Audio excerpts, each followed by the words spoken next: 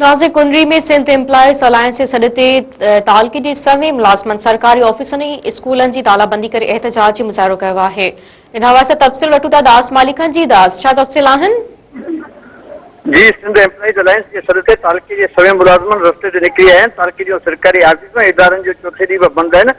कुंडरी तइलीम इदारा, रेवेन्यू, सिहत समेत मुख़्तलिफ़ इदारा चौथे ॾींहुं बि बंदि पियल आहिनि। मुख़्तलिफ़ स्कूलनि, कॉलेजनि, उस्तादनि, सिहत खाते, रेवेन्यू जे मुलाज़िमन एहतजाज कंदे रस्तनि ते निकिरी आया आहिनि। पेंशन में कटौती, डिस्पेरिटी अलाउंस समेत ॿियनि मुतालबनि जी मञता लाइ तइलीमी इदारनि, इस्पतालनि, रेवेन्यू समेत मुख़्तलिफ़ सरकारी ऑफिसनि जी तालाबंदी कई वई है। काजी सुल्तान हाई सेकेंडरी स्कूल का वॾी एहतजाजी रैली कढी वई। रैली मुख़्तलिफ़ रस्तनि खां थी शहर के मुख़्तलिफ़ मुख्य अमेरिकन चौक ते पहुची एहतजाजी मुज़ाहिरो कयो वियो। इन्हनि घुर कई आहे त मुलाज़िम दुश्मन पॉलिसियूं ख़त्म करण समेत मुतालबा पूरा कया वञनि। ॿी सूरत में एहतजाज जो सिलसिलो जारी रहंदो। जी दास, तफ़सील ॾियण जे लाइ महिरबानी।